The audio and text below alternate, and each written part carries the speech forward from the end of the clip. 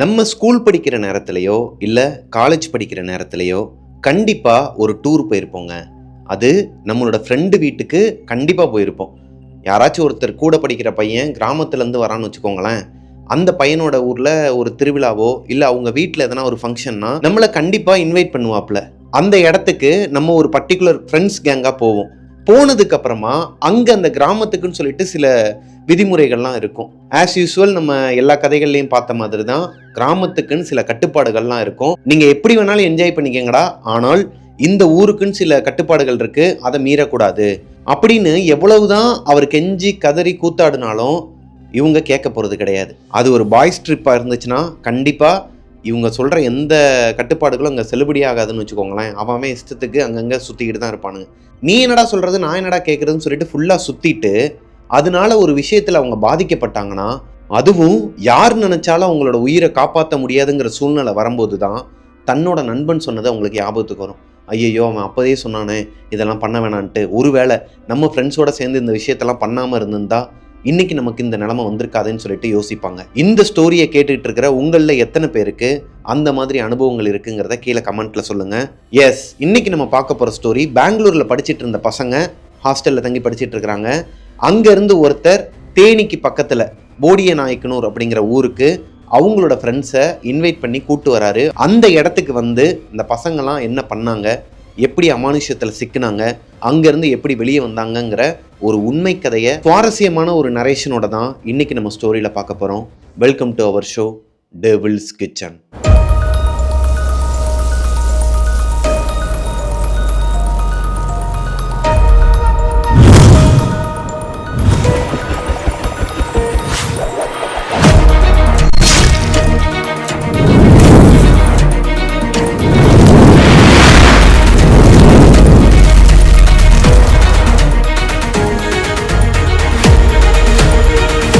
Hello ghosties, நான் உங்களோட பிரபாகரன். எல்லாருக்கும் happy Halloween day, belated wishes. பொதுவாக அந்த டே அன்னைக்கு தான் நம்ம ஒரு பெரிய லாங் ஸ்டோரி போகணுன்னு சொல்லி வெயிட் பண்ணிகிட்டு இருந்தோம். பட் எதிர்பாராத சில வேலைகள்லாம் வந்த காரணத்தினால என்னால் வீடியோ போட முடியலை. சாரி கோஸ்டீஸ். ஹாலோவின் டே அதுவுமா நிறைய பேர் எதிர்பார்த்துருப்பீங்க, என்னால் கொடுக்க முடியலை அப்படிங்கிறது எனக்கு வருத்தமாக தான் இருக்குது. பட் இன்றைக்கி நம்ம பார்க்க போகிற ஸ்டோரி அதுக்கெலாம் சேர்த்து வச்சு ஒரு மாதிரி சுவாரஸ்யமாகவும் த்ரில்லாகவும் இருக்கும். வாங்க ஸ்டோரிக்குள்ளே போகலாம்.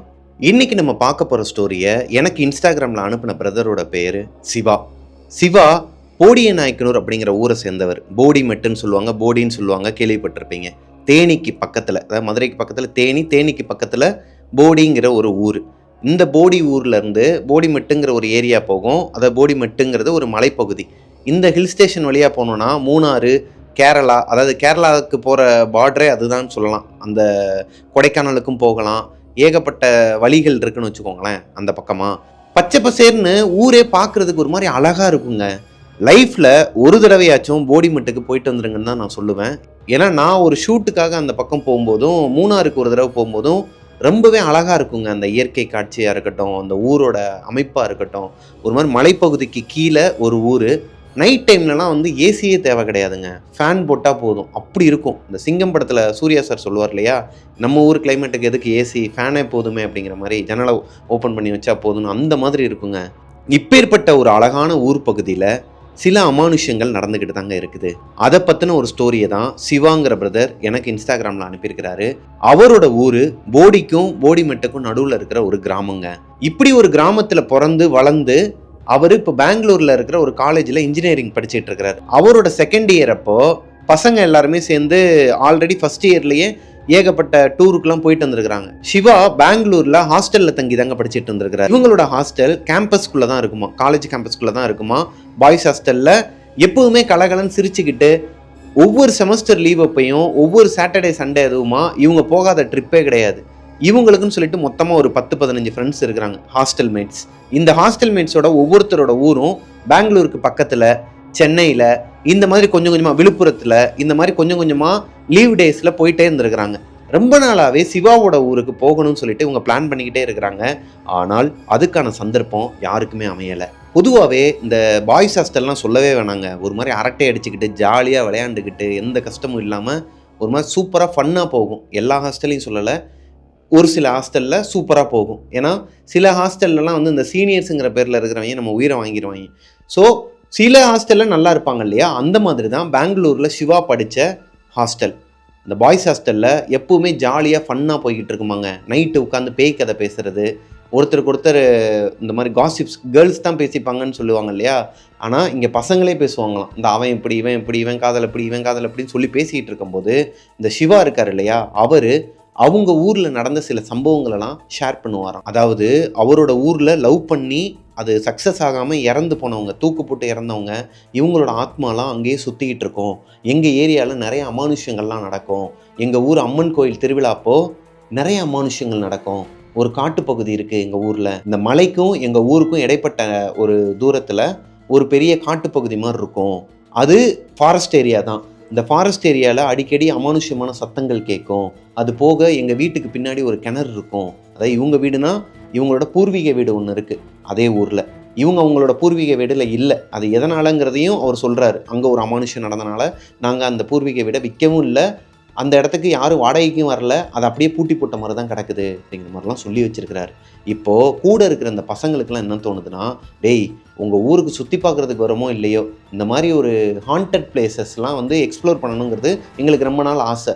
ஸோ உன்னோட வீட்டுக்கு வரணும் அப்படின்னா, நாங்கள் எல்லோரும் உன்னோட வீட்டுக்கு வரணும் அப்படின்னா உங்கள் வீட்டில் தங்க மாட்டோம். இந்த பூட்டி கிடக்குதுன்னு சொன்னேன் இல்லையா, உங்களோட பரம்பரை வீடு, இந்த பரம்பரை வீட்டில் தான் நாங்கள் வந்து தங்குவோம். அது உனக்கு ஓகேனா சொல்லு, நம்ம இப்போவே கூட ஒரு 3 நாள் 4 நாள் லீவ் எடுத்துகிட்டு அங்கே வந்துடுறோம் அப்படிங்கிற மாதிரி கேட்க, இவருக்கு ஒரு பக்கம் சந்தோஷம். ஆஹா இவங்களே வந்து வரேங்கிறாங்க. இவரோட மோட்டிவ் என்னன்னா உங்களை ஊருக்கு கூட்டு போயிட்டு, ஏன்னா எல்லாரோட வீட்லையும் போய் இவர் சாப்பிட்டு வந்திருக்கிறார் ஒரு 4 பேரோட வீட்டில். இன்னொன்று நம்ம கூட இருக்கிற ஃப்ரெண்ட்ஸை நம்மளோட சொந்த ஊருக்கு கூட்டு போகணுங்கிறப்ப நமக்கு ஒரு இனம் புரியாத ஒரு சந்தோஷம் வரும் இல்லையா, அதனால ஓகேன்னு சொல்லிடுறாரு. ஆனால் சிவாவோட அப்பா கிட்ட போய் இந்த விஷயத்த சொல்லும் போது அவர் திட்டுறாரு. அப்படி ஒன்றும் யாரும் வர வேண்டிய அவசியம் கிடையாது, நீ அங்கேயே இருந்துக்கப்பா, பூர்வீக வீட்டெல்லாம் இப்போ ஓப்பன் பண்ணுற மாதிரி இல்லை அப்படிங்கிற மாதிரி சொல்ல, சிவாவுக்கும் அவங்க அப்பாவுக்கும் பெரிய வாக்குவாதம் வந்திருக்குது. சிவாவோட தாத்தா கிட்ட ஃபோன் போட்டு நடந்தது எல்லாத்தையும் சொல்லி, எனக்காண்டி அதை ரெடி பண்ணி வைங்க தாத்தா, 2 நாள் தான், ஒன்றும் நடக்காது, நாங்கள் எல்லாரும் கும்பலாக தான் இருக்க போகிறோம், யாரும் தனித்தனியாகவும் போகிறது கிடையாது. இல்லைப்பா உனக்கு தெரியும்ல அந்த கிணத்தை பற்றி, அந்த கிணத்தை வந்து மூடி வச்சிருங்க, கிணத்தை மூடி வச்சு பூட்டு போட்டுருங்க, நான் சொல்லிடுறேன், அந்த பக்கம் யாரும் போக மாட்டாங்க, நாங்கள் வரோம், நீங்கள் வந்து ஒரு வாரத்துக்குள்ளே அதை எல்லாத்தையும் ரெடி பண்ணி வச்சுருங்க தாத்தா, ரெடி பண்ணி முடிச்சுட்டு சொல்லுங்கள், நாங்கள் அடுத்து 3 நாள் இங்கே லீவ் போட்டு அங்கே வந்துடுறோம் அப்படிங்கிற மாதிரி சொல்லிட்டு ஃபோனை கட் பண்ணிடுறாரு. இப்போது இவங்களோட ஹாஸ்டலில் மொத்தமாக ஒரு 10-15 பேர் ஃப்ரெண்ட்ஸாக இருப்பாங்க. ஆனால் ரொம்ப க்ளோஸ் ஃப்ரெண்ட்ஸ்னா சிவா, கவின், சபரீஷ், நவீன், கபிலேஷ், இவங்க 5 பேர் தான் க்ளோஸ் ஃப்ரெண்ட்ஸுங்க. அது மாதிரி ஆரம்பத்தில் சிவா சொன்ன மாதிரி இவங்களோட 4 பேரோட வீட்டுக்கு தான் அவர் போய் சாப்பிட்டு வந்திருக்கிறார். அவங்கவுங்க ஊருக்கே கூட்டு போயிட்டு நல்லா கவனித்து வச்சுருக்கிறாங்க. இப்போ சிவாவை பொறுத்த வரைக்கும் எப்படியாச்சும் இவங்க ஃப்ரெண்ட்ஸை கூப்பிட்டுக்கிட்டு அவங்க ஊருக்கு போகணும். அவர் படித்த ஸ்கூலு, அவங்க வாழ்கிற இடம், அது போக அவங்களோட கெத்து, இது எல்லாத்தையும் காட்டணுங்கிறது ஆசை. ஏன்னா இந்த பசங்க எல்லாருமே ஆல்ரெடி சிவாவுக்கு காட்டிட்டாங்க. இவங்க எல்லாருமே ட்ரிப் அரேஞ்ச் பண்ணி அடுத்த 1 வாரத்தில் அவங்க தாத்தா ஃபோன்லேருந்து கால் வருதுங்க. அட்டன் பண்ணி பேசும்போது சிவாவுக்கு ஒரு ஷாக். என்னன்னா அந்த பரம்பரை வீட்டை இவர் சொன்னாருன்னு சொல்லிட்டு அவங்க தாத்தா போயிட்டு எல்லாத்தையுமே ரெடி பண்ணி வச்சுட்டு, அந்த பின்னாடி இருக்கிற அந்த கிணறு ஒன்று சொன்னாங்க இல்லையா, அந்த கிணத்துல லாக்லாம் போட்டு மேலே ஃபுல்லாக கம்பி மாதிரி போட்டு வச்சு சேஃப்டி பண்ணிட்டு அந்த வீட்டை விட்டு வீட்டுக்கு வந்திருக்கிறாருங்க.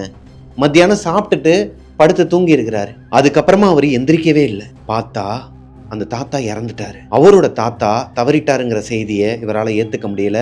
இன்னொரு பக்கம் பயம் வருது. அவங்க வீட்டில் ஏற்கனவே அந்த கிணத்துக்கு பின்னாடி ஒரு பெரிய ஹிஸ்ட்ரி இருக்குதாங்க.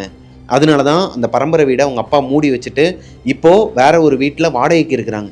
சொந்த வீடு இருந்துமே சொந்த ஊரில் வேற ஒரு வீட்டில் வாடகைக்கு இருக்கிறதுக்கு அவங்க அப்பாவுக்கு அப்படி என்ன நடந்துச்சு? இப்போ சிவா அவரோட ஃப்ரெண்ட்ஸ் 4 பேர்கிட்டையும் இந்த விஷயத்தை ஷேர் பண்ணும்போது இவங்க 5 பேருக்குமே ஒரு மாதிரி தூக்கி போடுதுங்க. என்னடா சொல்கிற? அப்போ உண்மையாகவே உங்களோட அந்த பரம்பரை வீட்டில் பேய் இருக்குதா? நல்லா தானடா பேசிகிட்டு இருந்தார் உன்னோட தாத்தா, அவருக்கு எதனா ஹார்ட் அட்டாக்கா? இல்லை. அவருக்கு உடம்பு முடியாமல் இருந்தாரா? ரொம்ப உடம்பு முடியாமல் இருந்தாரா? நீ போய் அவரை வேலை வாங்கினியா? இல்லைடா, நல்லா தான் இருந்த மனுஷன். சிவாவோட தாத்தா இறந்து போன விஷயம் ஒரு மாதிரி மர்மமாக தாங்க இருந்திருக்குது. இப்போ இந்த பசங்க எல்லாருமே சேர்ந்து நாங்களும் வரோம், ட்ரிப்பு மாதிரிலாம் பிளான் பண்ண வேணாம் மச்சான், தாத்தா இறந்துட்டாரு, நான் வரேன், எப்படினாலும் நீ ஊருக்கு போவேல, உங்க கூட நாங்கள் 4 பேர் வந்துடுறோம்னு சொல்லிட்டு கிளம்ப ஆரம்பிக்கும் போது இவர் வேணாங்கிறாரு. எனக்கு என்னவோ இது ஒரு பேட் சைன் மாதிரி தெரியுது. நீங்கள் இப்போதைக்கு எங்கள் ஊருக்கு வர வேணாம், எங்கள் அப்பா அப்போவே சொன்னார் அந்த வீடை திறக்க வேணாம், அந்த கிணத்தை நோண்ட வேணாம், இதனால ஏகப்பட்ட அமானுஷங்கள் நடக்கும், இதை சமாளிக்க முடியாதுன்னு அப்போவே என்கிட்ட எவ்வளவோ படித்து சொன்னார். நான் தான் தேவையில்லாமல் எங்கள் தாத்தாவை இன்வால்வ் பண்ணி இப்போ எங்கள் தாத்தாவும் இறந்துட்டாரு. இந்த நேரத்தில் நீங்கள் யாருமே என்னோட ஊருக்கு வர வேணாம்னு சொல்லிட்டு அவர் மட்டும் கிளம்பி போயிருக்கிறாருங்க போடிக்கு. போனது மட்டும் இல்லாமல் அவங்க தாத்தாவோட ஃபியூனரல் எல்லாத்தையுமே முடிச்சுட்டு அவருக்கு செய்ய வேண்டிய காரியங்கள்லாம் முடிச்சுட்டு அடுத்த 10 நாளுக்கு அப்புறமா மறுபடியும் ஹாஸ்டலுக்கு வந்துடுறாரு. இந்த சம்பவங்கள்லாம் நடந்து முடிஞ்சதுக்கப்புறமா செமஸ்டர் லீவ் வருதுங்க. செமஸ்டர் ஹாலிடேக்கு சிவாவோட ஊருக்கு போகிறது தான் இந்த பசங்களோட பிளான். ஆனால் அவரோட அந்த சொந்த வீட்டில் தங்க போகிறது கிடையாது. இப்போ அவங்க வாடகைக்கு இருக்கிறாங்க இல்லையா, அந்த வீட்டில் தான் இவங்க தங்க போகிறாங்க. இது சிவாவோட ஒரு ஆர்டர்னே சொல்லலாம். நீங்கள் அடம் பிடிச்சி அங்கே கூட்டு போக சொன்னாலும் என்னால் கூட்டு போக முடியாது, இதுக்கு மேலே எந்த உயிரையும் இழக்கிறதுக்கு நாங்கள் தயாராக இல்லை. அதாவது ஊருக்கு போயிட்டு வந்ததுக்கப்புறமா சிவாவோட ஆக்டிவிட்டிஸே சரியில்லை.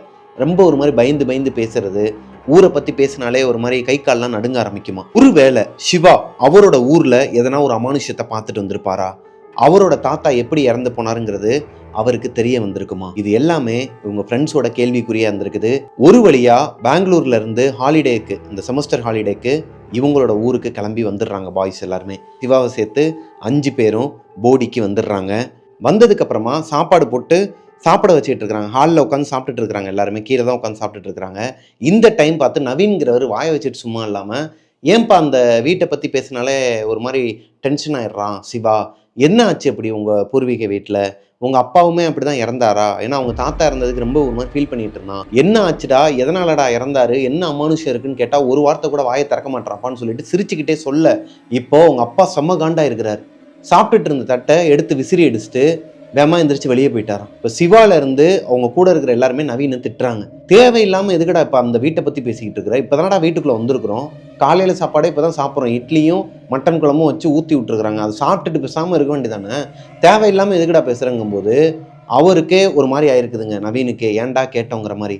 அப்படி அந்த வீட்டில் என்னதான்டா நடந்திருக்குன்னு சொல்லிட்டு அவருக்கு ஒரு மாதிரி குழப்பமாகவே இருந்திருக்குதுங்க. இப்போ அன்னைக்கு டே நல்லா தான் போயிருக்குது. சிவா வளர்ந்த இடம், விளாண்ட இடம், அவர் படித்த இடம் எல்லாத்தையுமே சுற்றி காட்டுறாரு. அந்த ஊர் ஃபுல்லாகவே எக்ஸ்ப்ளோர் பண்ணிடுறாங்க. நாளே நைட்டு ஒரு 7 மணி இருக்குமாங்க. சாப்பிட்றதுக்கு எல்லாருமே உட்காந்துருக்குறாங்க ஹாலில். இப்போ ஒரு டாபிக் போயிட்டு இருக்கு. இந்த கபிலேஷ்ங்கிறவருக்கு இந்த ஹாண்டட் ஏரியாவெல்லாம் சுற்றி பார்க்கணுங்கிறது ஒரு ஹாபியாகவே இருந்திருக்குதுங்க.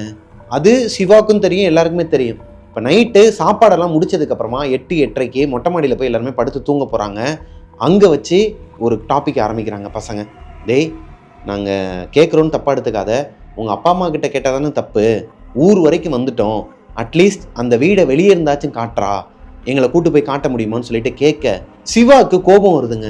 நான் இப்போவும் சொல்கிறேன், அந்த வீடு மட்டும் வேணாம், சரிடா அந்த ஏதோ ஒரு ஃபாரஸ்ட் சொன்னேன்ல, அந்த ஃபாரஸ்ட்டில் வந்து ஏதோ அமானுஷ சத்தங்கள்லாம் கேட்கும், அங்கேயுமே வந்து ஏகப்பட்ட அமானுஷங்கள் இருக்குன்னு சொன்னால அங்கே கூட்டு போ, இல்லைனா உங்கள் ஊரில் ஒரு கோடாங்கி இருக்கிறாரு, அவங்களோட வீட்டில் நிறைய பேய்லாம் ஓட்டுவாங்கன்னு சொன்னால அங்கே கூட்டு போ, எனக்கு எதனா ஒரு ஹாண்டட் பிளேஸை எக்ஸ்ப்ளோர் பண்ணியே ஆகணும்டான்னு சொல்லிட்டு அவர் வற்புறுத்த போய் இப்போது அந்த ஃபாரஸ்ட் ஏரியாவுக்கு கூட்டு போகிறாரு. இந்த ஃபாரஸ்ட் ஏரியா ஒரு மாதிரி கும்மிருட்டாக இருக்குமாங்க.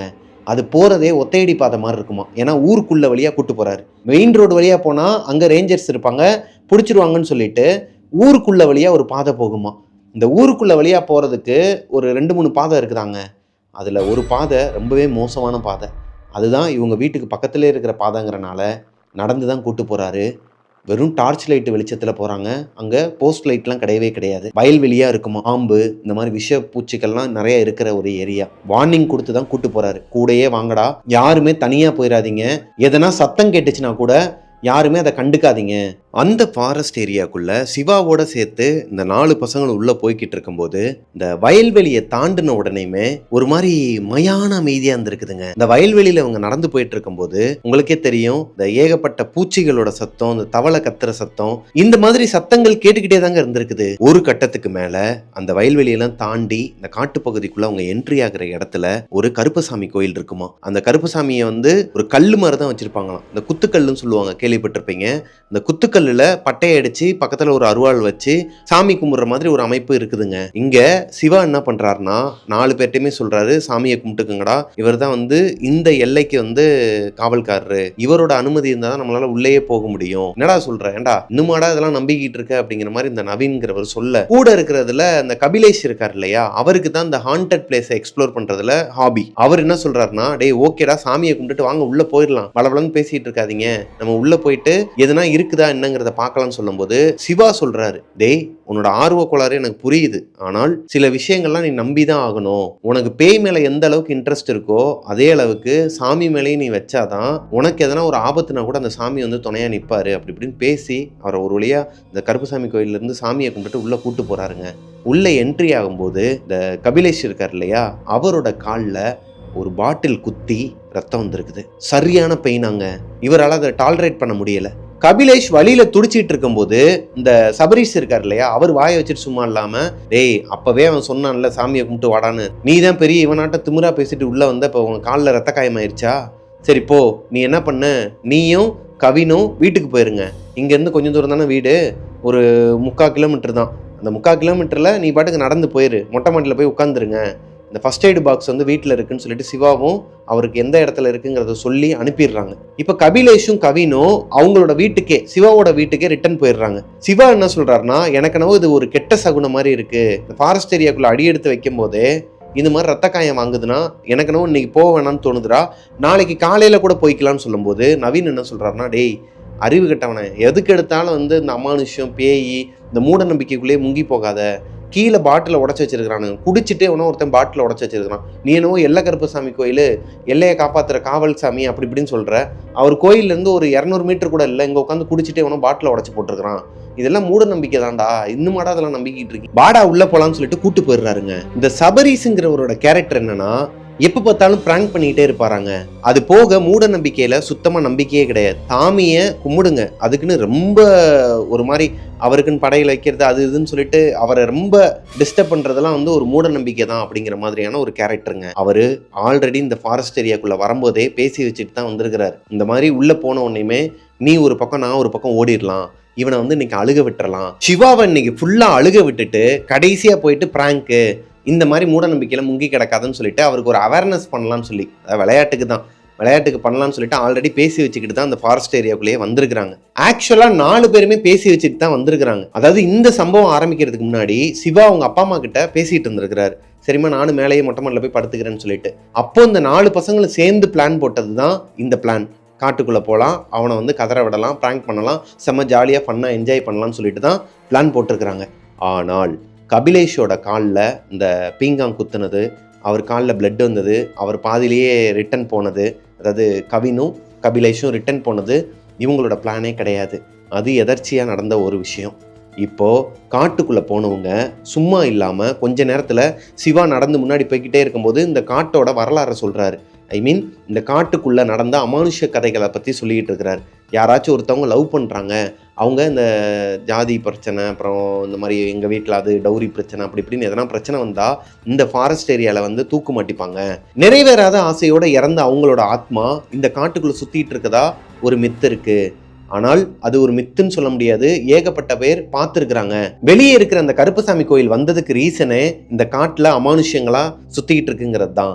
இந்த ஃபாரஸ்ட் ஏரியாக்குள்ள ஒருத்தர் 2 பேர் இல்லை, கிட்டத்தட்ட ஒரு 50-60 பேருக்கு மேலே அமானுஷ்யத்தை பார்த்ததாகவும், ஒரு பொண்ணு தூக்கு மாட்டி இன்னுமே இந்த காட்டுக்குள்ளே தொங்கிட்டு இருக்கிற மாதிரி விஷுவலாகவே பார்த்ததா ஒரு 20-25 பேர் சொல்லியிருக்கிறாங்க. ஊரில் மெயினான ஆட்கள், அவங்க பொய் சொல்லணும்னு அவசியமே கிடையாது, ஆனால் அவங்க பார்த்ததை சொல்லியிருக்கிறாங்க. இந்த கோடாங்கி சாமின்னு சொன்னாங்க இல்லையா, அதாவது இவங்க ஊரில் யாருக்கு பேய் பிடிச்சாலும் எந்த வீட்டில் எதனா ஒரு அமானுஷ்யம் நடந்தாலும் ஒரு கோடாங்கி குடும்பம் இருக்குமா, அவங்களோட வீட்டில இருந்து தான் வந்து இந்த பேய் ஓட்டுறது, அவங்களுக்கு பரிகாரம் பண்ணுறது, இந்த கருப்பசாமி கோயிலில் வச்சு மந்திரிச்சு விடுறது, இது எல்லாத்தையுமே அவங்க குடும்பம் தான் பார்ப்பாங்களாம். அந்த குடும்பத்தை சேர்ந்த ஒரு பையனை 12th ஸ்டாண்டர்ட் படிச்சுட்டு இருக்கிற டைமில் அவங்களோட பையனும் சிவாவும் ஒன்றா தான் படிச்சிருக்கிறாங்க ஸ்கூலில். 11th 12th மட்டும் ஒன்றா படிச்சிருக்கிறாங்க. 12th ஸ்டாண்டர்ட் படிச்சுட்டு இருக்கும்போது இந்த காட்டுக்குள்ளே அந்த பையன் வேற ஃப்ரெண்ட்ஸோட 2 பேரோட வந்து பீர் அடிக்கிறதுக்காக வந்திருக்கிறாங்க உள்ள. அப்படி போகும்போது இந்த காட்டுக்குள்ளே ஒரு அமானுஷ்யத்தை பார்த்துட்டு அலறி அடிச்சுட்டு ஓடி இருக்கிறான் அந்த பையன் வந்து போதையில் இருந்திருக்கிறாரு. அந்த டைம் பார்த்து யாரோ ஒரு பொண்ணு காட்டுக்குள்ளே தனியாக நடந்து போகிற மாதிரி பார்த்துருக்குறாங்க இவங்க ஃப்ரெண்ட்ஸ். எந்திரிச்சு அந்த பொண்ணை ஃபாலோ பண்ணிக்கிட்டே போகும்போது தான் தெரியுது அந்த பொண்ணு அந்த இடத்துல மட்டும் இல்லை, ஏகப்பட்ட இடத்துல தெரிஞ்சிருக்குது. அப்போதான் இவங்களால உணர முடிஞ்சிருக்குது அது ஒரு அமானுஷ்யம். இந்த இடத்துல கொஞ்ச நேரம் கூட இருக்கக்கூடாதுன்னு சொல்லிட்டு அலறி அடிச்சுட்டு ஓடி வந்திருக்காங்க. ஒரு பையன் மட்டும் அந்த காட்டுக்குள்ளேயே மயக்கம் போட்டு விழுந்துட்டான். அடுத்த நாள் அந்த பையனை வெளியே தூக்கிட்டு வரும்போது அவன் சுயநினைவு இல்லாம ரொம்ப ஹெவி ஃபீவரோட அந்த பையனை காப்பாற்றவே முடியாதுங்கிற அளவுக்கு ஹாஸ்பிட்டல்லையுமே சொல்லிட்டாங்க. ஆனால் அவனுக்கு என்ன பிரச்சனை, ஏதோ ஒரு பயந்த கோளாறாக தான் இருந்திருக்குது, ரொம்ப ஹெவி ஃபீவராக இருந்திருக்குது. நைட்டு முழுக்க பனியில் கிடந்தனாலையா இல்லை அந்த பையன் பயந்து போனனாலையா, அந்த பையன் எதனா ஒரு அமானுஷ்யத்தை பார்த்து அந்த அமானுஷ்யம் இந்த உடம்புக்குள்ளே ஏறினாலையாங்கிறது இந்த ஊருக்கு கன்ஃபியூஷனாகவே இருந்திருக்குதுங்க.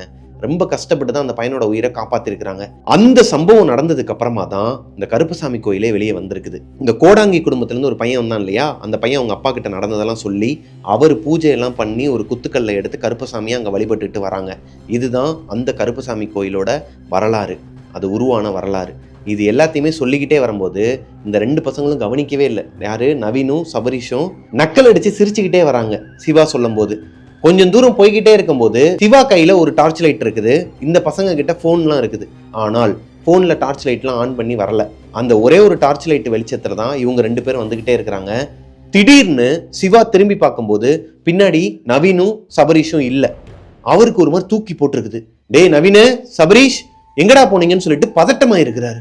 சிவாவுக்கு இந்த காட்டை பத்தி நல்லாவே தெரியும், இந்த பசங்களை பத்தி நல்லாவே தெரியும். ஆனால் நம்பி இருக்கிறாரு, இவங்க இந்த மாதிரி ஒரு பிராங்கோ இல்லை எதனா பண்ண மாட்டாங்க அப்படிங்கிறது நம்பி இருக்கிறாரு. அந்த ஒரு நம்பிக்கையே சிவாவுக்கு பயத்தை கொடுத்துருக்குதுங்க.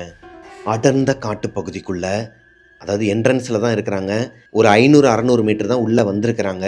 இப்போ அவர் நிற்கிற இடம், இப்போ பாஸ்டில் ஒரு கதை பார்த்தோம் இல்லையா, அவரோட ஃப்ரெண்டுக்கு நடந்த ஒரு கதை.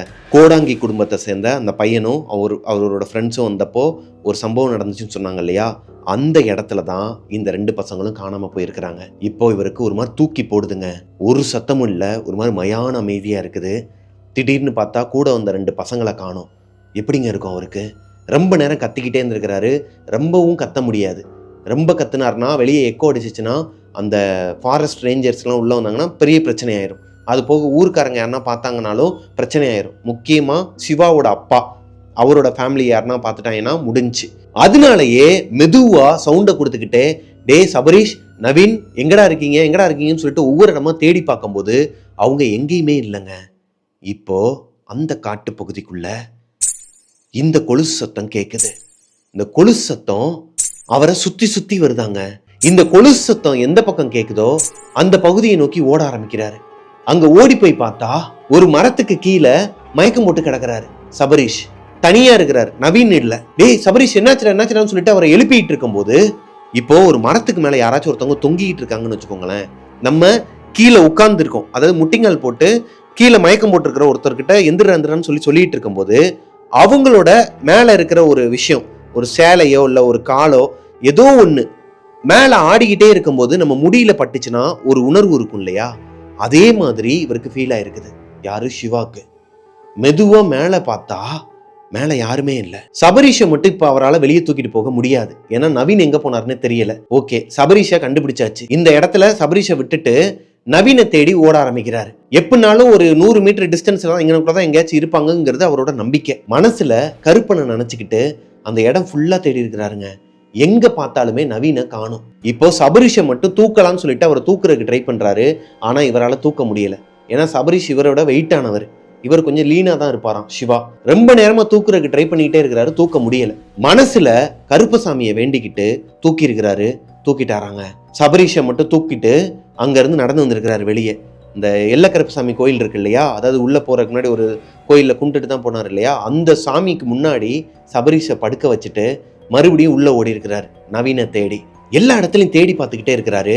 அகைன் அவரோட காதுக்கு இந்த கொலுசு சத்தம் கேட்குது. யாரோ ஒருத்தவங்க அவரை ஃபாலோ பண்ணுறாங்கங்கிறது மட்டும் நல்லா தெரியுது. அது யாரு? அந்த பொண்ணோட ஆத்மாவா, இல்லை இதுக்கு முன்னாடி இந்த காட்டுக்குள்ளே இறந்து போனது 20க்கும் மேலே, அதில் எதனா ஒரு ஆத்மா வந்து நவீனை எதனா பண்ணிருச்சா, இல்லை சிவாவை எதனா துரத்துதா? இவங்களோட ஊரில் இந்த ஊர் திருவிழா அப்போ ஒரு கயிறு கொடுப்பாங்களாம், கருப்பு கயிறு, கருப்பசாமியோட பாதத்தில் வச்சு எடுத்து கொடுப்பாங்களாம். இந்த கருப்பு கயிறை கையில் கட்டிட்டு தான் இருப்பாங்களாம். இவங்களோட குடும்பம், இவங்களோட குலசாமியே கருப்பசாமி தான். யாரு? சிவாவோட குலதெய்வமே கருப்பசாமி தான். அவரை மனசில் நினச்சிக்கிட்டு இவருக்கு எதுவும் ஆகாதுங்கிற ஒரு தைரியத்தோட அவரோட ஃப்ரெண்டை தேடிட்டு இருக்கும்போது ஒரு இடத்துல அழுகிற சத்தம் கேட்டிருக்குதுங்க. ஒரு பையன் ஏங்கி ஏங்கி அழுதுட்டு இருக்க சத்தம் கேட்குது. மெதுவாக அந்த மரத்துக்கு பின்னாடி போய் பார்த்தா நவீன் கையை எடுத்து கும்பிட்டு அங்கனக்குள்ளே யாருமே இல்லை.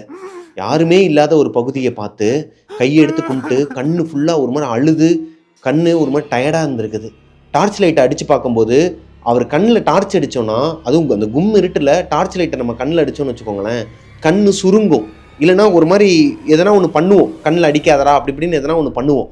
ஆனால் நவீன் கொஞ்சம் கூட கண்ணை சிமிட்டாமல் இந்த டார்ச் லைட்டை அடிக்கும் போதும் அந்த பகுதியை எந்த பகுதியை பார்த்து அவர் கையெடுத்து கும்பிட்டு இருக்காரோ அங்கே பார்த்து கையெடுத்து கும்பிட்டு அழுதுகிட்டு என்னை விட்டுருன்னு சொல்லிட்டு ஒரு மாதிரி ஏங்கிக்கிட்டு இருக்கிறாராம். இப்போ அவர் கிட்டக்க போயிட்டு அவர் உழுக்கும் போது தான் அவர் நார்மல் ஸ்டேஜுக்கே வந்திருக்கிறார். என்னடா ஆச்சு, ஏன்டா அப்படி ஒரு மாதிரி பிஹேவ் பண்ணிட்டு இருக்கிறாடி, அவள் வந்துட்டா, அவள் அங்கே தான் இருக்கிறா, அவள் என்னை கொன்றுவேன்னு சொல்கிறா, என்னை எப்படியாவது காப்பாற்று மச்சான், நீ சொன்னதை நான் நம்பியிருக்கணும், நீ சொன்னதை நான் கேட்டிருக்கணும், என்னை மன்னிச்சிரு மச்சான்னு சொல்லிட்டு ரொம்ப ஏங்கி அழுக போய் அவரை கைத்தாக்கா கூப்பிட்டுக்கிட்டு வெளியே வர்றாரு. இப்போ வெளியே வரும்போது சபரீஷ் அந்த கோயிலுக்கு முன்னாடி தானே படுக்க வச்சிருந்தாரு, சபரீஷோட பாடியே காணும். சபரீஷ் எங்கே போனாரு? மறுபடியும் சிவாவுக்கு ஒரு மாதிரி தூக்கி போடுது. இப்போ நவீனுமே அழுக ஆரம்பிக்கிறார். இப்போ நவீன் அந்த சாமி முன்னாடி உட்கார வச்சுட்டு பின்னாடி திரும்பும் போது பான்னு சொல்லிட்டு பயமுறுத்தி இருக்கிறார். யாரு? சபரீஷ். பயமுறுத்தினோடனே சிவா பயந்து கீழே விழுந்துட்டார். ஏன்டா என்னடா ஆச்சு உங்களுக்குலாம், ஏன்டா அப்படி பண்றீங்கன்னு சொல்லி கேட்கும்போது, டேய் பிராங்க்டா லூசு பையல, நாங்கள் பிராங்க் பண்ணதை நம்பிட்டியா, இப்பயாச்சும் தெரியுதா, மூட நம்பிக்கையில் முங்கி போய் கிடக்கீங்க, இப்படிதான் உங்க ஊர்ல எல்லாருமே உன்னை ஏமாத்திக்கிட்டு இருக்கிறாங்க அப்படி இப்படின்னு சொல்லி சிரிச்சிட்டு இருக்கிறாரு. இந்த நேரத்திலையும் நவீன் மட்டும் அழுதுகிட்டே தாங்க இருக்கிறாரு. அவர் இன்னும் அந்த அதிர்ச்சியிலேருந்து வெளியே வரல. இப்போ சபரீஷ் நவீனை பார்த்து, டே ஏன்டா ஓவர் ஆக்டிங் பண்ற, அவனுக்கு எல்லாமே தெரிஞ்சிருச்சுன்னா, நான் தான் சொல்லிட்டேன்ல, இன்னுமே ஏன் சஸ்டைன் பண்ணிட்டு இருக்கிற, ஓ நீங்க 2 பேர் சேர்ந்து என்னையே பிராங்க் பண்றீங்களா அப்படின்னு சொல்லி கேட்டுக்கிட்டு இருக்கிறார். அவரோட பார்வை முழுக்க, நவீனோட பார்வை முழுக்க அந்த காட்டு பகுதிக்குள்ள தான் இருக்குது. அவள் வந்துட்டா, அவள் நம்மளை கொல்லாமல் விட மாட்டா, நம்ம தேவையில்லாத வேலை பார்த்துட்டோம், இந்த வார்த்தையவே திரும்ப திரும்ப சொல்லிக்கிட்டே இருக்கிறார். இப்போ சிவா சபரீஷை அரைஞ்சிருக்கிறாரு. அரைஞ்சது மட்டும் இல்லாமல் இப்போ தெரியுதா, இங்கே உனக்கு நம்பிக்கை இல்லைன்னா அதோட விட்டுரு, அதை மூட நம்பிக்கைலாம் சொல்லாத, தேவையில்லாமல் இந்த பிராங்க் பண்ணுறேன்னு சொல்லிட்டு நீங்கள் 2 பேரும் தனியாக போய் இப்போ அவனுக்கு என்ன நிலைமை ஆச்சுன்னு பார்த்தல, நாளை காலையில் அவனை கோடாங்கி சாமிகிட்ட கூட்டு போகணும்னு சொல்லிட்டு அந்த கருப்பசாமி கோயிலேருந்து திருநீர் எடுத்து அவர் நவீனுக்கு பூசி விட்டுட்டு அங்கேருந்து கூப்பிட்டு வந்திருக்கிறாருங்க. வீட்டுக்கு வந்து பார்த்தா இவங்க 2 பேரையும் காணும். கபிலேஷும் கவினும் வீட்டில் மொட்டை மாடியில் இல்லை. கீழே வந்து அவங்க அப்பா அம்மா கிட்ட கேட்குறாரு, கபிலேஷும் கவினையும் பார்த்தீங்களான்னா, ஏன்டா நீங்கள் எல்லாரும் மேலே மொட்டை மாடியில் தானடா படுத்திருந்தீங்க, ஆமாம் மொட்டை மாடியில் தான் படுத்திருந்தோம், சும்மா கேம் விளாண்டுட்டு இருந்தோம், கீழே போயிட்டு ரெஸ்ட் ரூம் போயிட்டு வரேன்னு சொன்னான்ப்பா, இன்னும் காணோம், என்னப்பா சொல்கிறேன், நான் வேணா வரட்டுமான்னு சொல்லி அவங்க அப்பா கேட்கும்போது, இல்லை நான் பார்த்துக்கிறேன்னு சொல்லிட்டு இவங்க எல்லாருமே தேட ஆரம்பிச்சிருக்கிறாங்க. சிவாவுக்கும் சபரீஷ்க்கும் எங்கே போய் தேடுறதுனே தெரிலங்க இந்த 2 பேரை, கவினையும் கபிலேஷையும். இப்போ நவீன் வேற ஒரு மாதிரி பேயறிஞ்ச மாதிரியே உட்காந்துருக்கிறாரு. வேற வழியே இல்லாமல் அவங்க அப்பா கிட்ட நடந்தது எல்லாத்தையும் சொல்கிறாருங்க.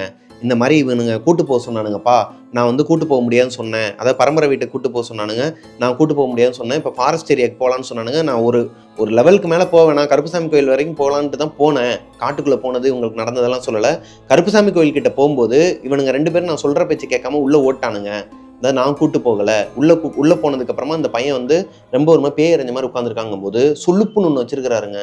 யார்? சிவாவோட அப்பா சிவாவுக்கு. நான் தான் சொல்லிக்கிட்டே இருக்கிறேன்ல, ஊருனா சில கட்டுப்பாடுகள் இருக்க தான் செய்யும், அதை மீறி நான் வந்து இதெல்லாம் பண்ணுவேன், இப்படி தான் நான் இருப்பேன்னு சொன்னீங்கன்னா உங்களோட உயிருக்கெல்லாம் உத்தரவாதம் கிடையாது அப்படி இப்படின்னு திட்டிட்டு இப்போ அந்த 2 பேர் எங்கடான்னு சொல்லிட்டு தேட ஆரம்பிச்சிருக்கிறார். அவரோட ஃப்ரெண்ட்ஸுக்கெல்லாம் ஃபோன் போட்டு எல்லா இடத்துலையும் தேடிக்கிட்டு இருக்கும்போது எங்கேயுமே கிடைக்கலையாங்க. நவீனை கூட்டு வந்து அவங்களோட பூஜை ரூமுக்கு முன்னாடி உட்கார வச்சு அங்கே சபரீஷையும் உட்கார வச்சுட்டு கிளம்பி இருக்கிறாங்க. யாரு? சிவாவும் அவங்க அப்பாவும்.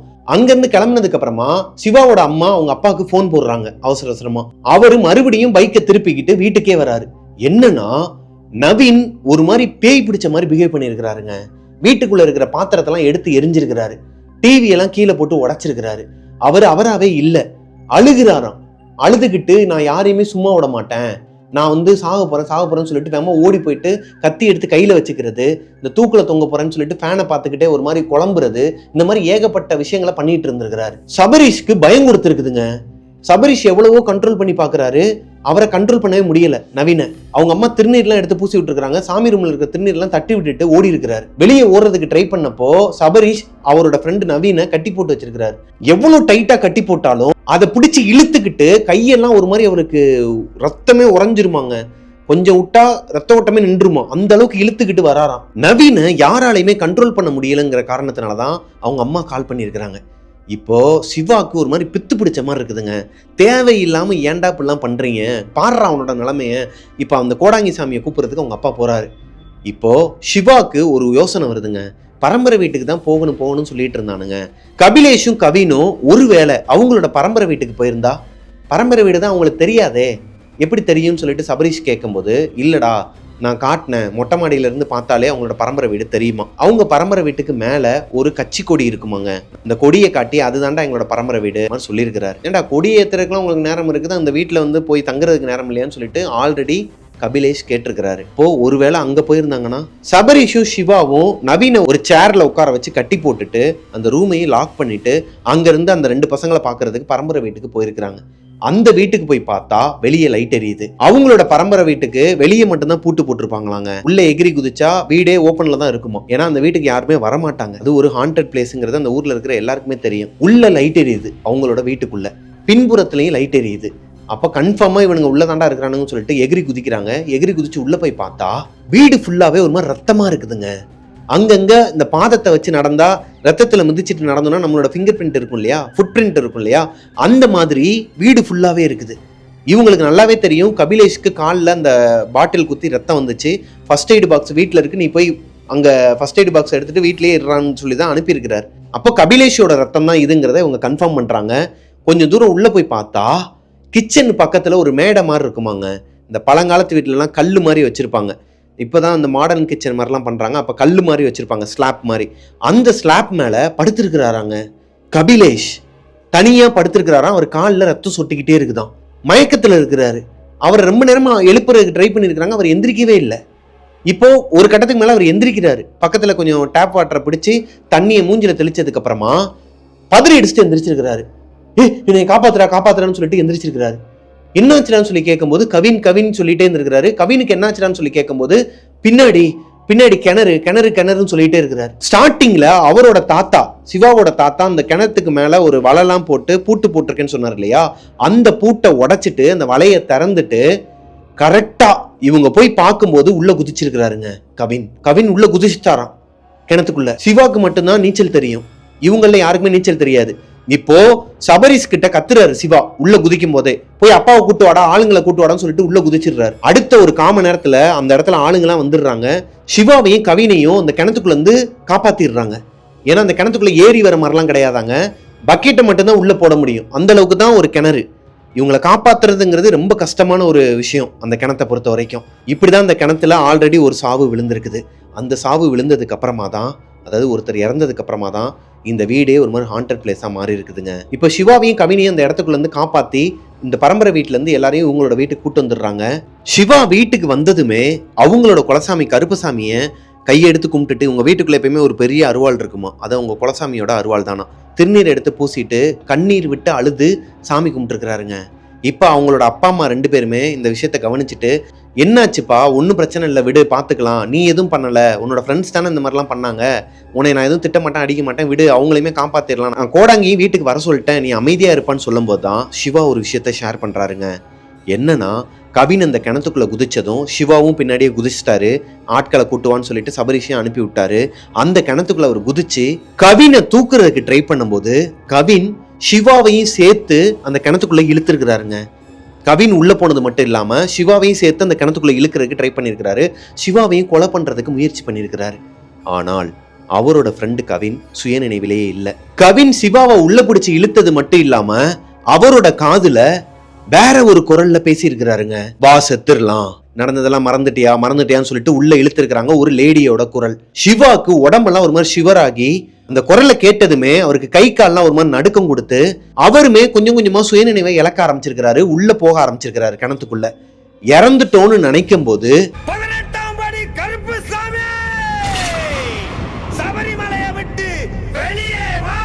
இப்போ ஒரு மாதிரி உடம்பெல்லாம் புல்லரிக்குதுங்க.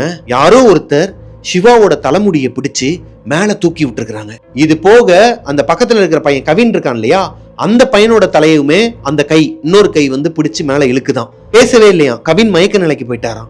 இப்ப இவருமே மயக்க நிலையில தான் இருக்கிறார். இருந்தாலும் இவரால் உணர முடியுது யாரோ ஒரு தெய்வ சக்தி நம்மளை காப்பாத்துறாங்கிறத. அவருக்கு நல்லா தெரியுமாங்க, அவரோட குலதெய்வம் கருப்பசாமி. இந்த கருப்பசாமி தான் அவரை காப்பாத்திருக்கிறாராம். அவரை மனசுல நினைச்சிட்டு தான் குதிச்சிருக்கிறாரு. அவரை மனசுல நினைச்சிட்டு தான் அந்த ஃபாரஸ்ட் ஏரியாக்குள்ளேயும் போயிருக்கிறார். கருப்பையா மட்டும் அந்த இடத்துல வரலனா இன்னைக்கு நானும் உயிரோட இருந்திருக்க மாட்டேன், கவினும் உயிரோட இருந்திருக்க மாட்டான்னு சொல்லிட்டு அழுதுகிட்டே நடந்த விஷயத்த ஷேர் பண்ணியிருக்கிறாருங்க. அவங்க அப்பாவுமே அழுதுகிட்டே அவங்க குலசாமியை கும்பிட்டுட்டு இந்த டைம்ல கோடாங்கியும் வந்துடுறாரு. இப்போ நவீன் இருக்கிற அந்த ரூமை ஓபன் பண்ணி பார்த்தா நவீன் கட்டெல்லாம் அவுத்துட்டு நவீன் அவரோட உடம்ப அவரே ஹர்ட் பண்ணியிருக்கிறாருங்க. லைக் பரண்டிக்கிறது, முட்டுறது, தலையை வச்சு முட்டியே அங்கனுக்குள்ள இருந்த கண்ணாடியெல்லாம் உடைச்சிருக்கிறாரு. இந்த கபோர்டில் பழைய காலத்து கபோர்ட்லாம் உட்டனில் பண்ணி வச்சிருப்பாங்க. இந்த உடனில் இருக்கிறதுல கண்ணாடிலாம் வச்சுருப்பாங்க. இந்த கண்ணாடியில் முட்டியே இங்கெல்லாம் ரத்தங்க, ஃபுல்லாக தலையெல்லாம் ரத்தமா, கை காலெல்லாம் ரத்தமா, ஒருமே உடம்பே ரத்த கலரி ஆகி போய் ஒருமே படுத்திருந்துருக்கிறாரு உள்ள ஓரமாக அழுதுகிட்டு. இந்த கோடாங்கியை பார்த்ததும் ஓட ஆரம்பிச்சிருக்கிறாரு எந்திரிச்சு வெளியே. அவரை பிடிச்சி உட்கார வச்சிருக்கிறாங்க. அந்த ரூம்குள்ளே உட்கார வச்சு கருப்பசாமியோட திருநீரை எடுத்துட்டு வந்து அவருக்கு ஒரு வட்டம் போட்டு அவர் ஒரு உடுக்க வச்சிருப்பாராங்க. அந்த உடுக்கையை எடுத்து அடிச்சுக்கிட்டு வேப்பிலையெல்லாம் பறிச்சுட்டு வந்து ஃபுல்லாக பேய் ஓட்டி இருக்கிறாங்க நவீனுக்கு. நவீனோட உடம்புல இருக்கிற ஆத்மா இவங்க கிட்ட பேச ஆரம்பிச்சிருக்குதுங்க. நான் போக மாட்டேன், நான் கொடூரமான முறையில் நான் இறந்துட்டேன், நான் இந்த மாதிரி இறந்துருக்கவே கூடாது, நான் என்னோட சாவுக்கு காரணமானவங்கள நான் கொண்டுட்டு தான் போவேன், அப்படி இப்படின்னு சொல்லிட்டு ஒரு மாதிரி பேச ஆரம்பிச்சிருக்குது. இந்த கோடாங்கி மந்திரங்கள்லாம் சொல்லி கொஞ்சம் கொஞ்சமாக அந்த பேயை சாட்டையை வச்சு அடித்து ஓட்டும் போது அதுக்கு நடந்த விஷயங்களை சொல்லியிருக்குதுங்க. இந்த பொண்ணு, அதாவது நவீனுக்கு ஃபாரஸ்ட்ல இருந்து ஒரு பொண்ணோட ஆத்மா தான் துரத்தி இருக்குது. இந்த பொண்ணு லவ் பண்ண பையனை கல்யாணம் பண்ண முடியலங்கிற ஒரு வெறுத்தில அந்த காட்டுக்குள்ள போயிட்டு சூசைட் பண்ணி இறந்துருக்குது. அந்த பொண்ணு இறந்ததுக்கு அப்புறமா அந்த பையனுமே சூசைட் பண்ணி இறந்துட்டானாங்க. இதுக்கு காரணமான எங்க வீட்டாளுங்களையும் அவங்க வீட்டாளுங்களையும் நான் சும்மா விட மாட்டேன், அவங்கள நான் கொல்ல போறேன், அப்படி இப்படின்னு சொல்லிட்டு அவர் மாதிரி கத்திக்கிட்டு ஒரு லேடிஸ் வாய்ஸில் தான் பேசியிருக்கிறாரு நவீன். அதாவது லேடிஸ் வாய்ஸும் பாய்ஸ் வாய்ஸும் கலந்து பேசியிருக்கிறார். இப்போ அங்கே இருக்கிறவங்க எல்லாருக்குமே என்ன பண்ணுறதுனே தெரியாமல் இருக்கும்போது இந்த கோடாங்கி இருக்கார் இல்லையா, அவரு ஒரு கயிறு எடுத்து அந்த பையனோட கையில கட்டி இருக்கிறார். அந்த பையனோட கையில அந்த கயிறை கட்டினது மட்டும் இல்லாம அந்த ரூம்ல இருந்து எல்லாரையும் வெளியே போக சொல்லியிருக்கிறார். அவர் மட்டும் அந்த ரூம்லேயே இருந்திருக்கிறாரு. ரொம்ப நேரமா அந்த சாட்டையை வச்சு அடிக்கிற சத்தம், வேப்பிலையை வச்சு அடிக்கிற சத்தம், இந்த உடுக்கையை அடிக்கிற சத்தம், இந்த மாதிரி நிறைய சத்தங்கள் கேட்டிருக்குதுங்க. அடுத்த ஒரு அரை மணி நேரத்தில் அவர் வெளியே வந்ததுக்கு அப்புறமா நவீன் மயக்கம் போட்டு கிடந்திருக்கிறாரு. இந்த பையன் இந்த ரூம்லயே இருக்கட்டும், பூட்டியே வச்சிருங்க, காலையில சரியாயிருவான்னு சொல்லிட்டு அவர் அங்கேருந்து கிளம்பி இருக்கிறாருங்க. அவர் சொன்ன மாதிரியே நைட்டு முழுக்க நவீன் அந்த ரூம்லேருந்து கத்தவோ இல்லை ஓடுறதுக்கு ட்ரை பண்ணுறதோ இல்லை அந்த கதவு போட்டு உடைக்கிறது இந்த மாதிரி எதுவுமே பண்ணாமல் மயக்க நிலையில தான் இருந்திருக்கிறாரு. வீட்டில் எல்லாருமே மொட்டை மாட்டில் தான் படுத்து தூங்கியிருக்கிறாங்க. பசங்க எல்லாருமே, சிவாவோட அப்பா, அவங்க அம்மா 3 பேர் தான் கீழே படுத்து தூங்கியிருக்கிறாங்க. நவீன் வீட்டுக்குள்ளே ஒரு ரூமில் தான் தூங்கிட்டு இருந்திருக்கிறாரு, எந்த டிஸ்டர்பன்ஸும் இல்லை. அதே மாதிரி கவின் மேலே இருக்கிறார் இல்லையா, படுத்திருக்கிறார் இல்லையா, அந்த பையன் விடிய தூங்கவே இல்லையாங்க, ஒரு மாதிரி அனத்திக்கிட்டே இருந்திருக்கிறாரு. கண்ணு மட்டும்தான் மூடி இருக்கே தவிர்த்து வாய் எதனா ஒன்று குழம்பிக்கிட்டே இருக்குதான். என்னை இப்படி பண்ணியிருக்க கூடாது, நீங்கள் ஏன் இப்படி பண்ணீங்கன்னு எனக்கு தெரில, நான் உங்கள் யாரையுமே உயிரோட விட மாட்டேன், அப்படி இப்படின்னு சொல்லி குழம்பிக்கிட்டே இருந்திருக்கிறாங்க. சபரீஷ்க்கு இது ஒரு மாதிரி டிஸ்டர்பன்ஸாகவே இருந்திருக்குதுங்க. அவர் ஆல்ரெடி கில்ட்டியாக இருக்கிறாரு. தேவையில்லாமல் நம்ம தான் இந்த மாதிரி ப்ராங்க்னு சொல்லி கிளப்பி விட்டு நவீனுக்கு எதனா ஒன்று ஆயிடுச்சோ, அவன் நம்மளால தான் பாதிக்கப்பட்டிருக்கிறான், நம்ம ஒழுங்காக இருந்தோம்னா அவனை இந்த ஒரு நிலைமையிலே பார்த்துருக்க வேண்டிய அவசியம் இல்லைன்னு சொல்லிட்டு கில்ட்டியாக இருக்கிறார். இதுக்கு நடுவில் இவர் வேற, கவின் வேற ஒரு மாதிரி குழம்பிக்கிட்டே இருக்குது. இவருக்கு டிஸ்டர்ப் ஆகி ஒரு கட்டத்துக்கு மேலே திரும்பி படுத்துருக்கிறாருங்க. திரும்பி படுத்ததுக்கு அப்புறமா இந்த சத்தம் கேட்கவே இல்லை. யாரு கவின் முணங்கவே இல்லை, ஒரு மாதிரி குழம்பவே இல்லை. சபரீஷ் திரும்பி பார்த்தா இந்த கபிலேஷ்ங்கிறவருக்கு தான் காலில் பீங்காங்குத்தி பிளட் லீக் ஆச்சு இல்லையா, கபிலேஷோட காலில் இருக்கிற அந்த பிளட்டு ஒரு மாதிரி காஞ்சி போயிருக்கும் இல்லையா, அதை கவின் ஒரு மாதிரி நக்கிக்கிட்டு இருக்கிறாராங்க. அவர் காலில் இருக்கிற ரத்தத்தை இவர் ஒரு மாதிரி நக்கி குடிச்சிட்டு இருக்கிறாராம். ஃபுல்லா அவரோட காலையே கடிச்சிருப்பாராம் கொஞ்ச நேரத்துல. இதை பார்த்துட்டு சபரீஷ் அலறி அடிச்சுட்டு கத்திருக்கிறாரு. இது நடக்கிறது விடிய காலையில 4:15. இவர் கத்துற கீழே இருக்கிறவங்க, அதாவது சிவாவோட அப்பா அம்மா எல்லாருமே எந்திரிச்சிடுறாங்க. அந்த ஏரியால இருக்கிறவங்க எல்லாருமே எந்திரிச்சிடறாங்க. பக்கத்துல அந்த படுத்திருக்காரு இல்லையா கபிலேஷ், அவர் காலில் தான் ரத்தம் வந்துட்டு இருக்கு, அவருமே எந்திரிச்சிடுறாரு. இப்போ இந்த கவின்கிறவரோட ஆக்டிவிட்டிஸே வேற மாதிரி இருந்திருக்குதுங்க. ஏன்டா கத்துறன்னு சொல்லிட்டு ஓடி கழுத்தை பிடிச்சிருக்கிறாரு.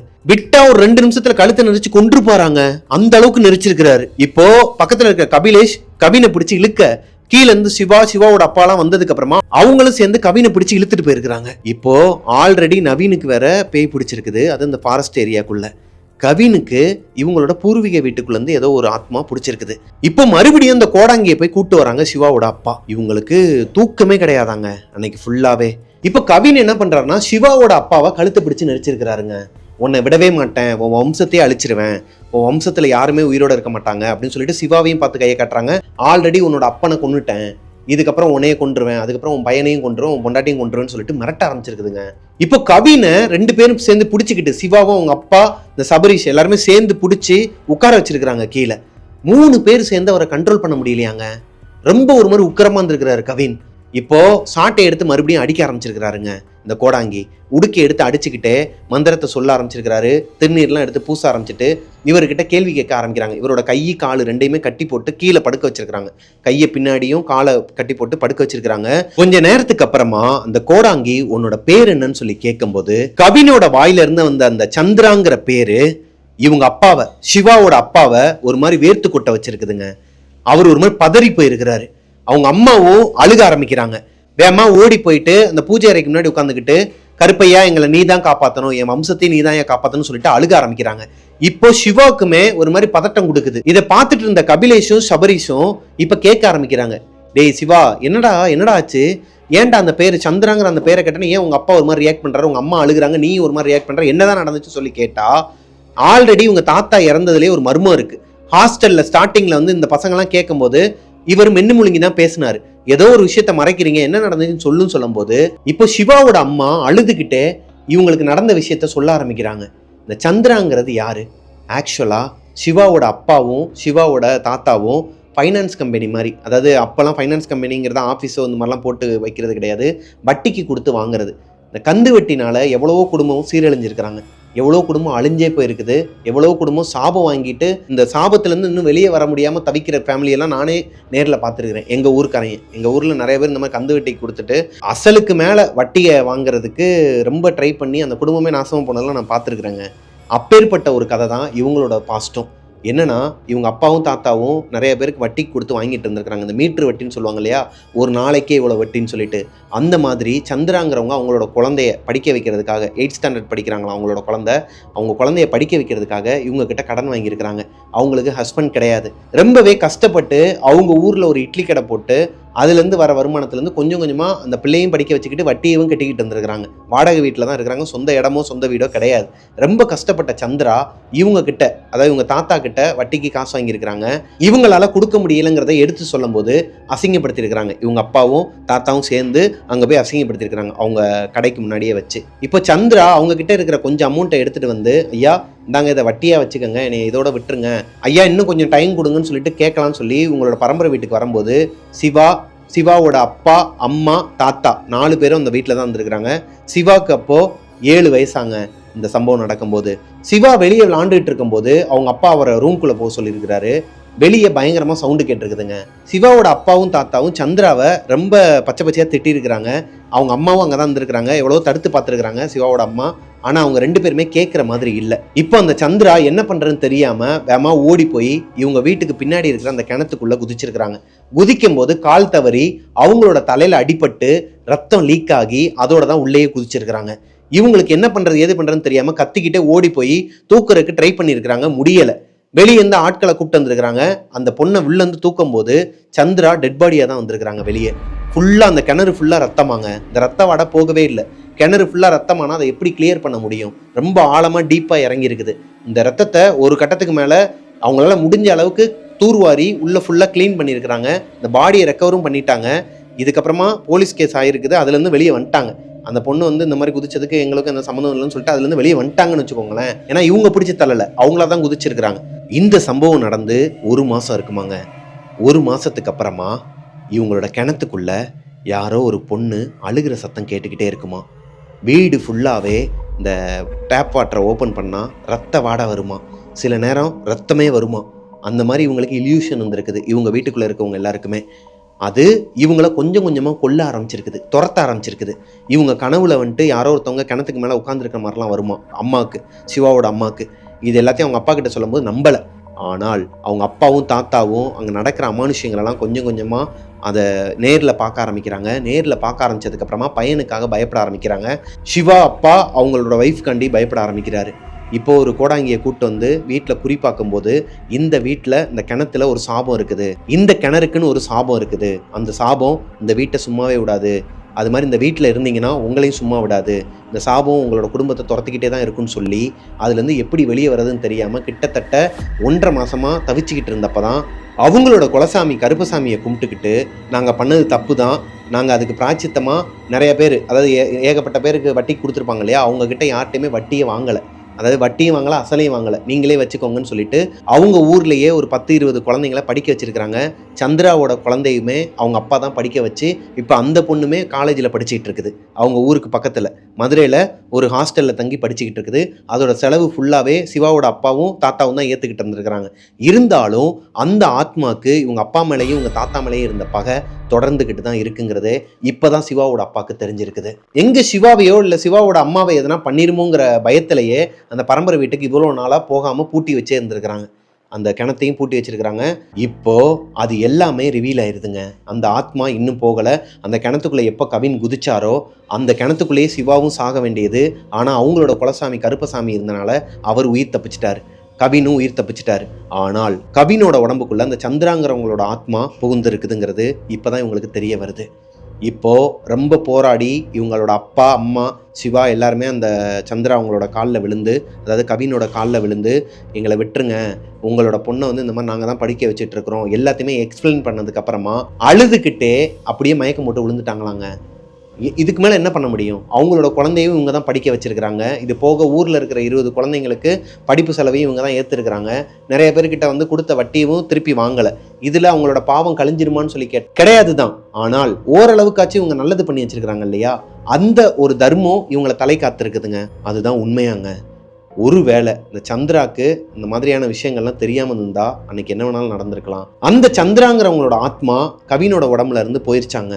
நவீனுமே எந்த ஒரு அப்நார்மல் ஆக்டிவிட்டீஸும் பண்ணலையாம், நார்மலாக தான் இருக்கிறாரு. இவங்க 2 பேருமே கொண்டு போய் ஹாஸ்பிட்டலில் ஒரு கிளினிக் இருக்குமா அவங்களோட ஊரில், ப்ரைவேட் கிளினிக், அந்த கிளினிக்கில் சேர்த்து ஒரு 2 நாள் அந்த ஹாஸ்பிட்டலே வச்சு தான் பார்த்துருக்குறாங்க. ஏன்னா கை காலெல்லாம் ரத்தமாக இருக்குன்னு சொல்லிட்டு. அதுக்கப்புறமா இந்த ஊரை விட்டே கிளம்பியிருக்கிறாங்க இந்த பசங்க எல்லாருமே இவங்களோட ட்ரிப்பை முடிச்சுட்டு. இந்த ட்ரிப்பை இவங்களோட வாழ்க்கையில் மறக்கவே முடியாதாங்க. குறிப்பாக இந்த சபரீஷுங்கிறவர் ரொம்ப ஃபீல் பண்ணியிருக்கிறாரு. தேவையில்லாத இடங்களில் தேவையில்லாத நேரத்தில் சில ப்ராங்க்லாம் வந்து தவிர்த்தரணும். உங்களுக்கு அமானுஷ்யத்துக்கு மேலே நம்பிக்கை இருக்குது இல்லைங்கிறத தாண்டிலும், நம்பிக்கை இல்லைன்னா பேசாமல் இருங்க, நம்பிக்கை இருந்துச்சுன்னா பயப்படுங்க, நம்பிக்கை இல்லைன்னா பேசாமல் இருந்துருங்க, அதை நோண்டாதீங்க அப்படிங்கிற மாதிரி இந்த கதையை சொன்னவர் என்கிட்ட சொல்ல சொன்னாருங்க. உங்ககிட்டலாம் நீங்களும் உங்களோட ஃப்ரெண்ட்ஸோட வெளியே எங்கேயாச்சும் போகிறீங்க, இல்லை உங்களோட சொந்தக்காரங்க வீட்டுக்கு எங்கேயாச்சும் போகும்போது இந்த இடத்துக்குலாம் போகாதீங்க, இந்த கிணத்துக்குள்ளே பேய் இருக்குது, இல்லை அங்கே எதுனா இருக்குது, அமானுஷ்யம் இருக்குதுன்னு சொன்னால் அதை நம்புறது நம்பாது உங்களோட இஷ்டம். அது வந்து யாரும் வற்புறுத்த முடியாது உங்களை. ஆனால் நம்பிக்கை இல்லாதவங்க அதை நோண்டாதீங்க, அதை அப்படியே விட்டுருங்க அப்படிங்கிற மாதிரி சொல்கிறாங்க. நம்பிக்கை இருக்கிறவங்க ஆமாப்பா பேய்ப்பான்னு சொல்லிட்டு அதை பார்த்து பயந்து போகிறீங்கன்னா ஓகே. நம்பிக்கை இல்லாதவங்க அதை நிரூபிக்கணும்னு சொல்லிட்டு போய் இந்த மாதிரி மாட்டிக்கிறாங்க. இது எல்லா இடத்துலையுமே பொருந்தாது. அவர் சொல்கிறது, அவர் சொன்னதை நான் உங்ககிட்ட சொல்லிட்டேன். ஆனால் எல்லா இடத்துலையும் இது பொருந்தாது. ஏன்னா சில இடத்துல அமானுஷம் இருக்குன்னு சொல்லிட்டு கட்டுக்கதையாக கூட இருக்கலாம். அதை நிரூபிக்கிறதுக்கு ஒருத்தன் வந்தால் தானே அது தெரியும் அந்த இடத்துல அமானுஷம் இருக்கா இல்லையாங்கிறது. அது மட்டும் நீங்கள் சொன்னதில் என்னால் ஏற்றுக்க முடியல பிரதர். அது நம்ம சொல்லக்கூடாது, அது பொதுவான விஷயம். ஸோ இதோட என்கிட்ட சிவா சொன்ன ஸ்டோரியை உங்ககிட்ட நான் என்னோட ஸ்டைலில் நரேட் பண்ணிட்டேன். ஆக்சுவலாக அவங்களோட பேர் எல்லாமே புனை பெயர்கள் தான். இந்த சம்பவம் நடந்த ஊர் இந்த போடிக்கு பக்கத்தில் இருக்கிற ஒரு கிராமம் தாங்க, அந்த ஃபாரஸ்ட் ஏரியாவில் தாங்க. உண்மையாகவே இப்போ வரைக்கும் அவங்களோட பூர்வீக வீடு இருக்குதுங்க. இந்த பூர்வீக வீடை இடிச்சிட்டு பெரிய பங்களா மாதிரி ஒரு டைப்பில் வீடு கட்டிட்டாங்களாம் அவங்களோட ஊரில். ஏன்னா இந்த ஆத்மா போனதுக்கப்புறமே அந்த இடம் ஒரு மாதிரி ரிலீவ் ஆகிடுச்சு. ஃபுல்லாக பூஜையை போட்டு வீடை ஃபுல்லாக இடிச்சிட்டு டெமாலிஷ் பண்ணிவிட்டு அதுக்கப்புறமா புதுசாக கட்டியிருக்கிறாங்களாம். ஸோ இந்த ஸ்டோரி உங்களுக்கு பிடிச்சிருக்குன்னு நினைக்கிறேன். இந்த ஸ்டோரி உங்களுக்கு பிடிச்சிருக்கும் பட்சத்தில் லைக் பண்ணிடுங்க. அண்டு உங்களோட வாழ்க்கையிலையும் இதே மாதிரி உங்கள் ஃப்ரெண்ட்ஸ் ட்ரிப்பில் எதனா ஒரு அமானுஷம் நடந்திருக்கும், அந்த அமானுஷத்தை என்கிட்ட ஷேர் பண்ணணும்னு நினச்சிங்கன்னா கீழே டிஸ்கிரிப்ஷனில் என்னோட இன்ஸ்டாகிராம் ஐடியும் ஃபேஸ்புக் ஐடியும் கொடுத்துருக்குறேன். அங்கே வந்து எனக்கு இன்பாக்ஸ் பண்ணுங்கள். மிஸ்டர் பிரபாகரன் யூடியூப் சேனலை சப்ஸ்கிரைப் பண்ணிடுங்க. பக்கத்தில் இருக்க பெல் ஐக்கானை தட்டி விட்டுருங்க. நெக்ஸ்ட்டு ஒரு சூப்பரான ஸ்டோரியோடு உங்களை மீட் பண்ணுற வரைக்கும் பாய்.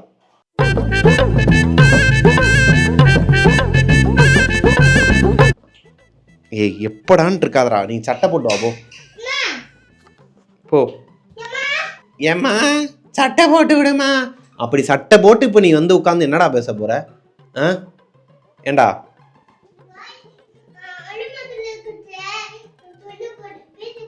அளவு மக்களை கிட்ட பேச போறியா? அவங்க பேரே அளவு மக்களேவா? ஆக்சுவலாக இந்த ஸ்டோரியை சொல்லி முடிக்கிறதுக்குள்ளே நான் பட்ட பாடு இருக்குதே. ரொம்ப ஒரு மாதிரி நிறைய தடங்கல்கள்லாம் வந்துக்கிட்டே இருந்துச்சுங்க. நேற்று பாதி இன்றைக்கி பாதின்னு தான் எடுத்தேன். ஹாலோவின் டே, அதாவது அக்டோபர் 31 நைட்டு கொஞ்சம், இப்போ 1ஆம் தேதி காலையில் கொஞ்சம் உட்காந்து எடுத்துக்கிட்டு இருக்கிறேன் நான். அவ்வளோ தடங்கல்கள் வந்துக்கிட்டே இருந்துச்சு. அது எதனாலன்னு தெரில. மேபி நாங்கள் இந்த ஸ்டோரியை வந்து படிச்சுட்டு இருக்கும்போது பேசிக்கிட்டது, இதெல்லாம் உண்மையா இல்லை இவரா எதனா கற்பனையில் கொஞ்சம் அடிச்சு விட்றாரா? ஏன்னா ஒரு சில விஷயங்கள்லாம் ஓகே, இந்த போடி சைடு இப்படி தான் இருக்கும், லொக்கேஷன் எல்லாமே கரெக்டாக சொன்னார், இதெல்லாம் கரெக்டாக தான் இருக்கும். ஆனால் சில விஷயங்கள் எதனா எக்ஸ்ட்ரா இவராக சேர்த்துருப்பாரோன்னு நினச்சேன். பட் இந்த ஸ்டோரி சொல்லும்போது ஏய் சொன்னதே சொல்லணும்னா வராத, வேற இருக்கும் நம்ம வீட்டு பக்கத்துல. பல்லாவரம் அப்பா பேச்சுலராக இருந்தபோது இருந்த ஏரியாயா?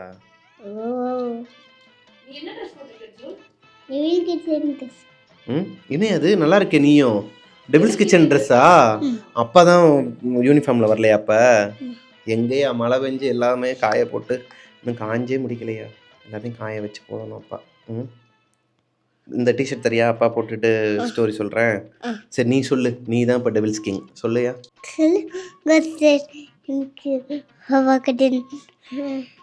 இன்னைக்கு உங்களுக்கு பவகடன், இன்னைக்கு உங்களுக்கு பிரபாகரன், நாளைக்கு அஞ்சலியா, நாளைக்கு அர்ஜுன். அது தொடாதடா மைக்க. ஸ்டோரி எடுக்கிறேன்னா ஒரு ஸ்டோரி சொல்லு, ஒரு பேய் கதை சொல்லு பாப்போம்.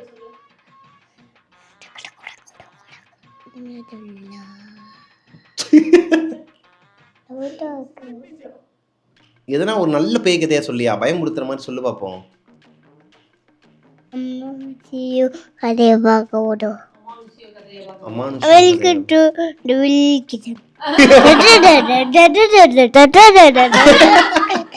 என்னடா பாட்டுலாம் பாடுற?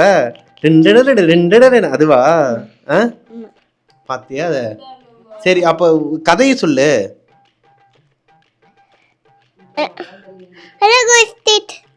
எனக்கு உங்களுக்கு பாப்பா கடன் நம்ம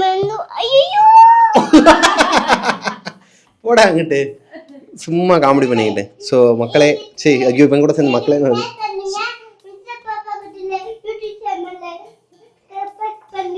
சர்பத்து பண்ணுங்களா? டேய் சப்ஸ்கிரைப் பண்ணுங்களா, சப்ஸ்கிரைப் பண்ணுங்க, தட்டி கொடுத்துட்டுங்க, வெள்ளைக்கணக்கு தட்டி கொடுத்துருங்க.